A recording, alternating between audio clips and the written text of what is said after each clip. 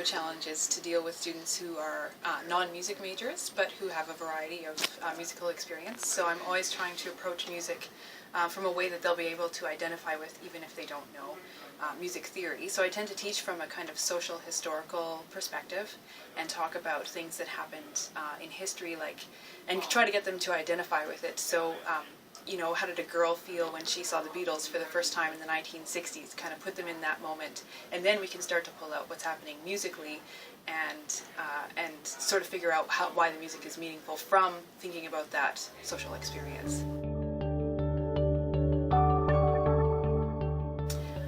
The big thing I like to do is encourage people to talk about their individual taste in the kind of music that they like, and recognize that it's important no matter what it is. So, you know, people might laugh at somebody liking Celine Dion or Justin Bieber or something like that, but it's meaningful to that person. So I encourage people to talk about the music that they're really interested in, and recognize that all forms of music, all forms of pop culture are important. For me, it's always been part of my life since I was 5 years old and started taking piano lessons. So it's, you know, despite it having become work in many ways, I'm always writing record reviews and planning classes and marking tests that are music-based. I can still, you know, enjoy it for what it is. I can turn off the work aspect and still get something out of just listening to an album or just sitting down and playing guitar.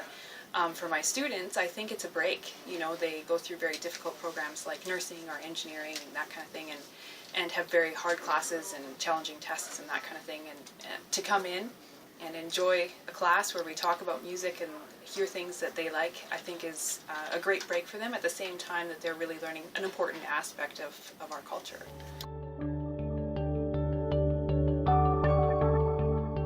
I think it can help in a number of ways.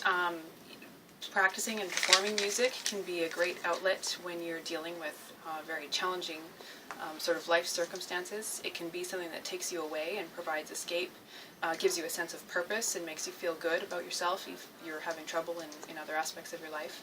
Listening can be a great thing too. It also provides escape, but it helps you connect to another person. Often lyrics in music can express feelings that you can't express yourself, and make you feel like those feelings you have are valid and experienced by somebody else.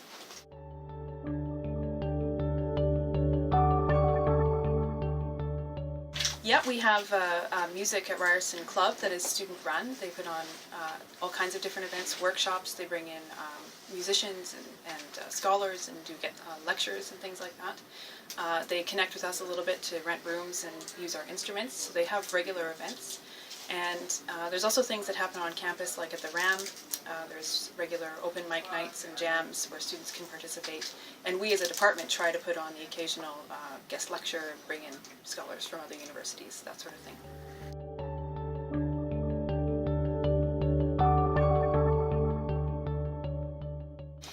Well, I think all universities, I've been in the university system for nearly 20 years, and I've been both a student and a professor, and I see the challenges for both sides. You know, it's good to have resources for students who are really struggling to get through their program, who might have social difficulties, who might just need somebody to talk to and get a break. You know, I think we need different resources available both to students and to professors just on campus to help people with the difficult parts of getting through degrees and working with each other.